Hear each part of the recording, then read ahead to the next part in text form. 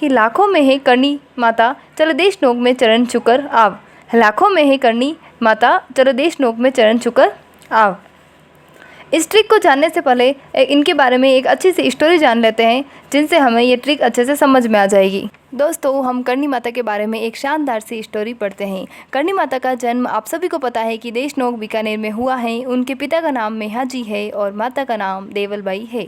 जब उनके माता पिता ने करनी माता के विवाह के बारे में सोचा तो एक बार करनी माता ने उनके विवाह से मना कर दिया कि मुझे विवाह नहीं करना है। पर क्योंकि करनी माता आवड़ माता के अवतार थे और उन्हें इस सांसारिक मोहमाया से कोई लेना देना नहीं था, इसीलिए उन्होंने विवाह करने का मना कर दिया। फिर उन्होंने सोचा कि माता पिता की मान मर्यादा के लिए विवाह कर लिया जाए और फिर उन्होंने विवाह कर लिया। और फिर थोड़े दिन बाद क्या हुआ, उन्होंने अपने पति की शादी अपनी बहन से करवा दी। और फिर जब उनके बहन के पुत्र हुआ तो उसी पुत्र को करनी माता ने अपना गोद ले लिया था, इसीलिए, और उस पुत्र का नाम था लाखन जी। और इसीलिए फिर आगे क्या हुआ कि उस जो पुत्र होता है लाखन जी, वो एक बार क्या होता है कि कोलायत झील में गिर जाने के कारण उसकी मृत्यु हो जाती है। तब करनी माता को बहुत ही दुख होता है और वो फिर यमराज के पास जाते हैं कि मुझे मेरा पुत्र वापस चाहिए। तो यमराज बोलते हैं कि मैं अब पुत्र वापस नहीं मिल सकता है और पुत्र जीवित तो हो जाएगा, परंतु आपके जितने भी वंशज हैं फिर उन्हें यमलोक में एंट्री नहीं दी जाएगी। तो फिर करनी माता ने बोला कि ठीक है, मैं अपने वंशजों का तो प्रबंध कर लूँगी, पर मेरे पुत्र को जीवित कर दो। इसीलिए माना जाता है कि करनी माता के मंदिर में जो इतने सारे चूहे हैं ना, जिन्हें हम सफ़ेद काबा भी कहा जाता है, तो वो सभी करनी माता के वंशज, माना जाता है कि उनके ही वंशज हैं वो सभी। दोस्तों, अब हम करनी माता के बारे में पूरी ट्रिक, शानदार सी ट्रिक है हमारे पास और वो अच्छे से समझते हैं। लाखों में है देवी करनी माता चल देश नोक में चरण छुके आव। आपको भी मेरे साथ इस ट्रिक को दोहराना है, तो बोलिए लाखों में है देवी करनी माता चल देश नोक में चरण छुके आव। दोस्तों, अब हम इस ट्रिक का मतलब समझते हैं। लाखों में, लाखों से मतलब है लाखन जी। लाखों से क्या मतलब है? लाखन जी। और लाखन जी वही हैं जो करनी माता के दत्तक पुत्र है। और मैं है से मतलब है मेहा जी। और मेहा जी आप जानते हो करनी माता के पिताजी हैं। और देवी से मतलब है देवलबाई जो उनकी माँ हैं। और चल से चील जो उनका प्रतीक माना जाता है। जब हम कहीं देशनोक के मंदिर में जाते हैं तो यदि चील उड़ता हुआ दिखता है तो हम मान सकते हैं कि हमें करनी माता ने दर्शन दिए हैं। और देशनोक आप सभी जानते हो, देशनोक में उनका मंदिर है। और चरण से चारणों की कुल देवी है। और आव से है, आव का मतलब है आवड़ माता का अवतार है। इस ट्रिक से आपको करनी माता के बारे में हर एक फैक्ट याद आ जाएंगे एग्जाम में। आपको बिल्कुल रटने की ज़रूरत नहीं पड़ेगी और न ही बार बार रिविज़न करने की ज़रूरत पड़ेगी। और करनी माता इस वर्ड से भी हम करनी माता के बारे में ही कुछ फैक्ट और कवर करते हैं। देखो, क से करनी माता और क से ही काबा, जो उनके मंदिर में जो चूहे हैं ना सफ़ेद, वो काबा है और इन्हें चूहों वाली देवी कहा जाता है। र से रिद्धिबाई, जो उनके बचपन का नाम है, करनी माता के बचपन का नाम रिद्धिबाई है। और नी से मेहरानगढ़, और मेहरानगढ़ दुर्ग की नींव रखी है, क्योंकि जोधा ने, जो जोधा था राजा का जोधपुर का, तो उन्होंने मेहरानगढ़ दुर्ग बनाया था, तो उस दुर्ग की नींव करनी माता ने रखी थी। तो दोस्तों, मेरे साथ वापस बोलिए, क से करनी माता, क से काबा, र से रिद्धिबाई और नी से मेहरानगढ़ दुर्ग, जो कि करनी माता ने नींव रखी है। क से काबा, र से रिद्धिबाई, नी से मेहरानगढ़। करनी माता को दाढ़ी वाली डोकरी भी कहा जाता है। वैसे तो यह फैक्ट आपको याद ही होगा, पर तो भी आपको याद रखना है कि करनी माता को दाढ़ी वाली डोकरी भी कहा जाता है, ताकि एग्जाम में आ भी जाए तो भी आप सही सिलेक्शन हो। दोस्तों, इस स्क्रीनशॉट को अपनी कॉपी में लिख लो और साथ ही ट्रिक भी लिख लो, ताकि आपको रिविज़न करने में आसानी हो जाएगी। दोस्तों, अब हम जिन माता के बारे में पढ़ने वाले हैं। और जिन माता के बारे में स्टार्ट करने से पहले वीडियो को लाइक एंड शेयर जरूर कीजिएगा। अब हम जिन माता के बारे में ट्रिक समझते हैं। एक बार क्या हुआ, जिन माता को एक सबसे लंबा गीत सुनने की इच्छा हुई, तो उन्होंने बहुत से संगीतकार बुलाए, परंतु संगीतकार उनके लिए एक लंबा गीत नहीं सुना पाए। तो अंत में एक मधुमक्खी आती है और वो जिन माता को एक लंबा सा गीत सुनाते। मधुमक्खी ने कौन सा गीत सुनाया, ये देखते हैं।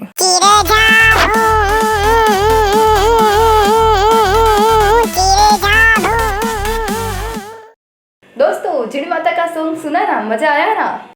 और इस गीत को सुनकर उनके जो जिन माता के पिताजी हैं, उनको गुस्सा आ गया और वो बोले, क्या धंध लगा रखी है, हटाओ इसे। अरे क्या धंध लगा रखी है, हटाओ ना इस। दोस्तों, अब हम इस ट्रिक का मतलब समझते हैं। मधुमक्खिया का मतलब है, ये जो जिन माता है वो मधुमक्खियों की देवी मानी जाती है। जिन माता को मधुमक्खियों की देवी माना जाता है।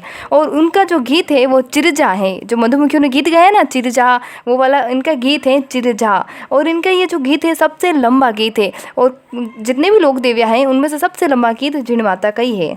और वो जो धंध लगा रखी है वो आया ना इस वाक्य में। जो धंध उनके पिता का नाम है कि धंध राय, जिन माता के पिता का नाम धंध राय है। और हटाओ से हट्टड़ मोहिल हैं जिन्होंने जिन माता के मंदिर का निर्माण किया। एक बार फिर से समझते हैं चिरजा, जो कि जिन माता का एक गीत है, लोकगीत का नाम है और यह सबसे लंबा लोकगीत है। और धंध से धंध राम है जो कि जिन माता के पिता का नाम है। और हटाओ से हट्टड़ मोहिल है जिन्होंने जिन माता के मंदिर का निर्माण किया है। और मधुमुखिया, मधुमक्खियों की देवी माना जाता है जिन माता को।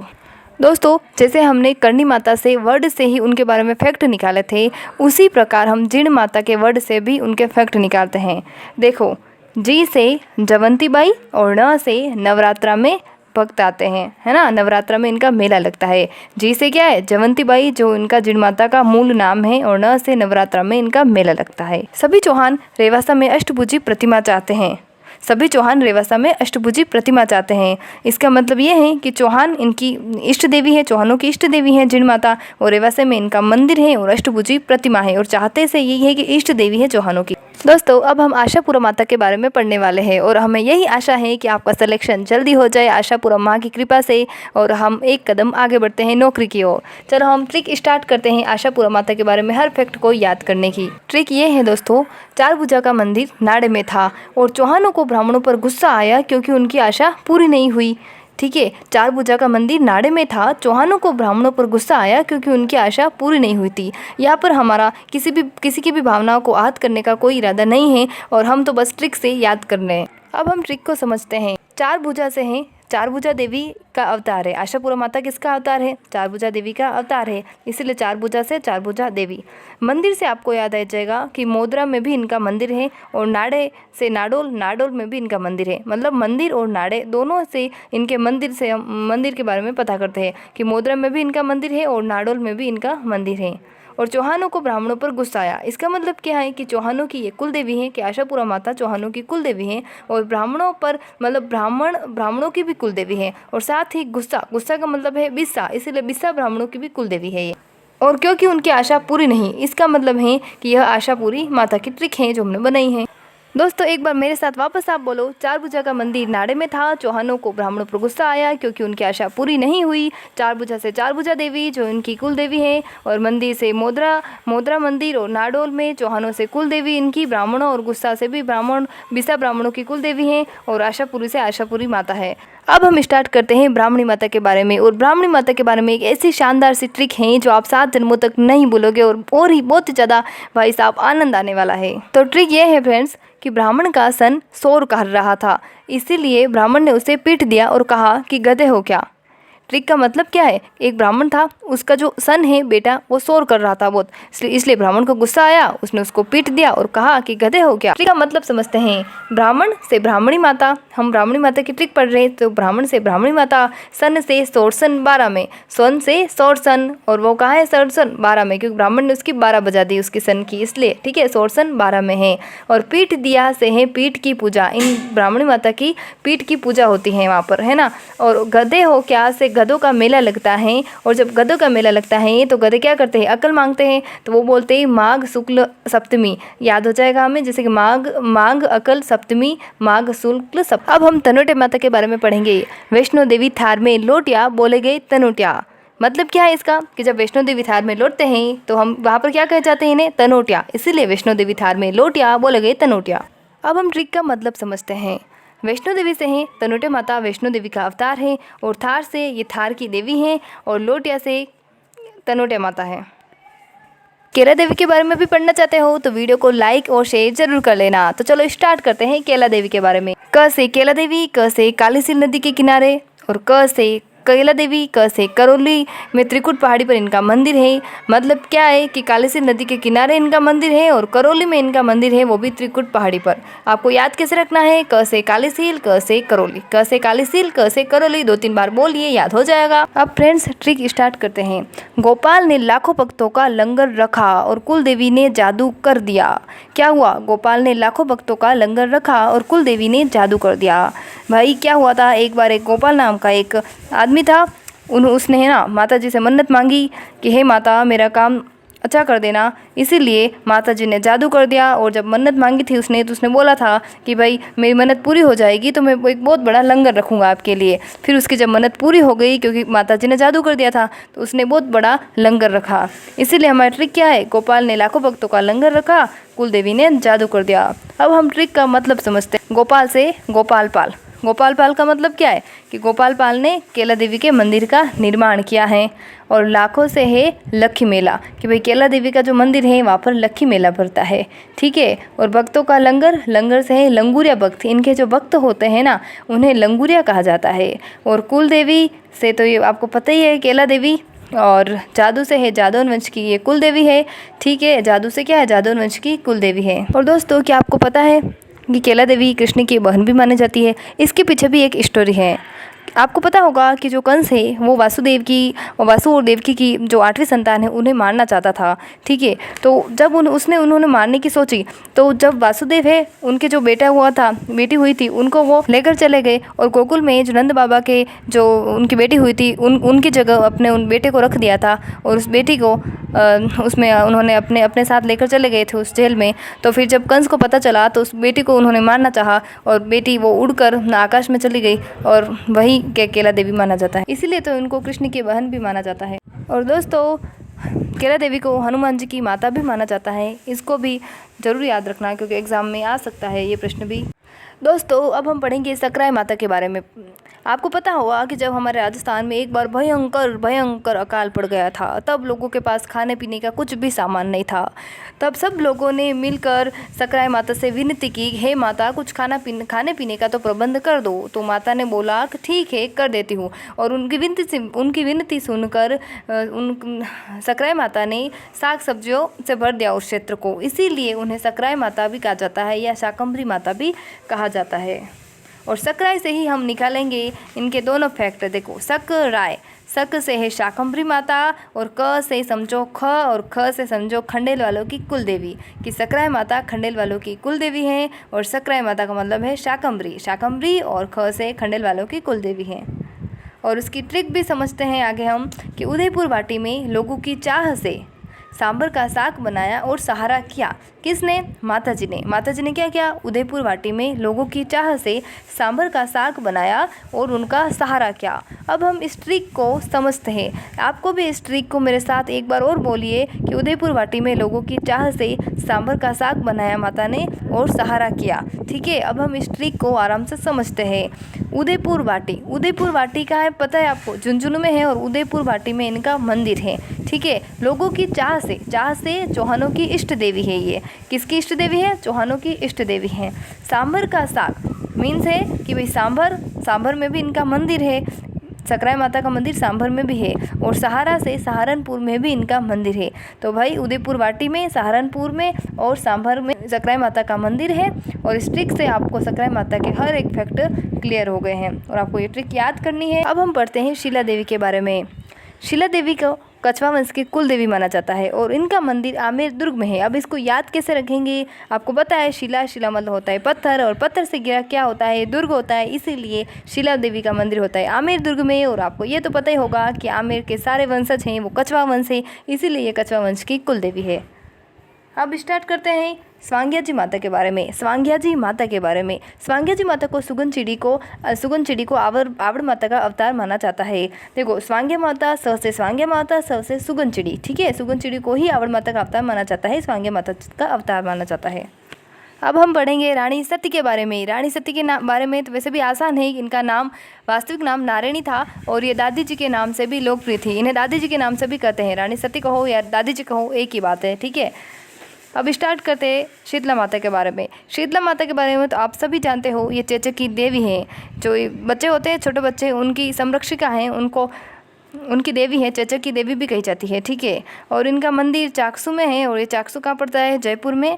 और इनका मेला लगता है चैत्र कृष्ण अष्टमी को, जो होली के बाद जस्ट लगता है। आप सभी को पता है कि चैत्र कृष्ण अष्टमी को शीतला माता का मेला लगता है। अब याद करेंगे सुगाली माता को।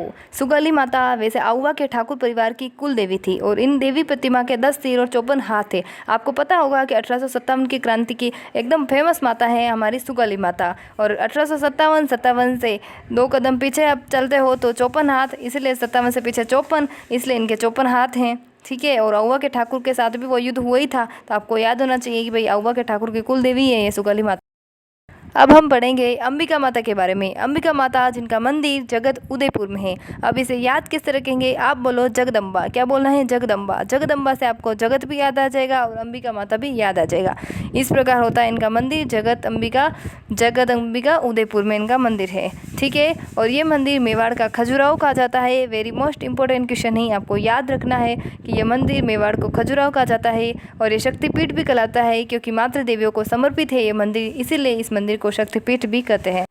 और अंबिका माता के बारे में इन तीनों पॉइंटों को याद करने का एक सबसे बेस्ट तरीका क्या है कि जगदम्बा मुझे अपनी शक्ति से खजूर खिला दो। क्या खिला दो? खजूर। जगदम्बा मुझे अपनी शक्ति से खजूर खिला दो।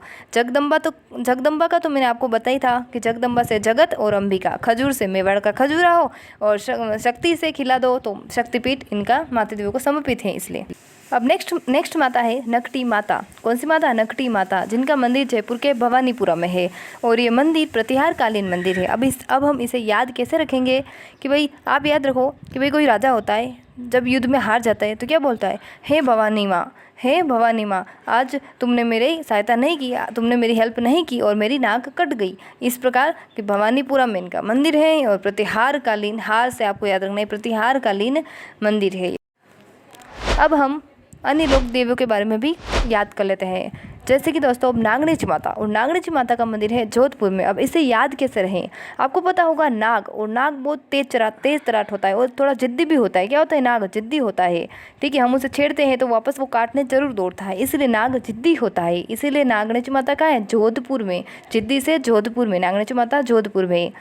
ठीक है, नेक्स्ट माता है घेवर माता। घेवर माता का मंदिर होता है राजसमंद में। आपको राजसमंद में से क्या दिखेगा? राजा, और राजा क्या पहनता है? जेवर, इसीलिए राजा का क्या है? घेवर, इसलिए घेवर माता राजसमंद में। ठीक है, अब बात करते हैं बाण माता के बारे में, और बाण माता का मंदिर है उदयपुर में। कैसे याद रखेंगे इसे कि भाई देखो, बाण पहले चलाते थे भील जनजाति के लोग, बाण ज़्यादा चलाते हैं और भील जनजाति ज़्यादातर निवास करती है पूरे राजस्थान में उदयपुर में, इसीलिए वहाँ उनका मंदिर भी, बाण माता का मंदिर भी उदयपुर में है। ज्वाला माता जोबनेर में है। ये तो हम वैसे भी याद रख सकते हैं कि ज से ज्वाला और ज से जोबनेर। ठीक है, अब बदाणा माता के बारे में पढ़ते हैं। आप बदाणा माता से आप दाना निकालो, जो दाने होते हैं ना, हम उनको किद में भरते हैं? कोटा में। तो बदाणा माता दाना कोटा में भरते हैं, तो बदाणा माता कोटा में। और जो कोटी होती है ना, उसमें दाने भी रख सकते हैं, पानी भी रख सकते हैं, इसीलिए जो दाने हैं दाना से दाना कोटा में रखा जाता है, इसलिए बदाना कोटा याद कर सकते हो आप। ये कोटी का चित्र जो आपको दिख रहा है वैसी ही होती है। ठीक है क्या? और चौथ का बरवाड़ा जो है वो चौथ माता का मंदिर है वहाँ पर। ठीक है, याद कर सकते हो, चौथ का बरवाड़ा में चौथ माता का मंदिर है। अब हम पढ़ते हैं थोड़ा अधर देवी के बारे में। अधर देवी का मंदिर है माउंट आबू में। कहाँ पर है? माउंट आबू में। भाई अदर पदर होता क्या है ना? अदर का मतलब क्या होता है? डामाडोल। हो रही डामाडोल होता ही क्या है? जो पर्वत होते हैं वहाँ पर हम चढ़ते हैं तो डर लगता है कि हम कहीं गिर न जाए, कुछ अधर तो नहीं है, इसलिए अधर देवी से माउंट आबू। ठीक है, अब पढ़ते हैं सुंडा देवी के बारे में। सुंडा देवी के पर्वत है, सुंडा देवी माता का मंदिर है सुंडा पर्वत भीनमाल में। ठीक है, सुंडा देवी से सुंडा पर्वत और वो भीनमाल में है। त्रिपुरा सुंदरी का मंदिर है तलवाड़ा में, और तलवाड़ा बांसवाड़ा में पड़ता है। ठीक है, त्रिपुरा सुंदरी से तलवाड़ा और तलवाड़ा बांसवाड़ा में पड़ता है। दधिमती माता जो कि गोट मंगलोद में है, और गोट मंगलोद कहाँ पर है भाई? जायल में है। कहाँ पर है? जायल में है। ठीक है, और नारायणी माता का मंदिर है राजगढ़ में, अलवर में है राजगढ़। और कैसे याद करेंगे नारायणी माता का मंदिर राजगढ़ में है कि भाई नारायण ही तो सबका राजा है। क्या है? नारायण ही तो राजा है, जो देव नारायण होते हैं वही तो राजा होता है, इसलिए नारायणी माता का मंदिर है राजगढ़ में। ठीक है, और सच्चे माता का मंदिर ओसिया में है। ठीक है, और जमुआई माता का मंदिर जमवारामगढ़ जयपुर में पड़ता है। और आवड़ माता जो कि तेमड़ी पर्वत जैसलमेर में है।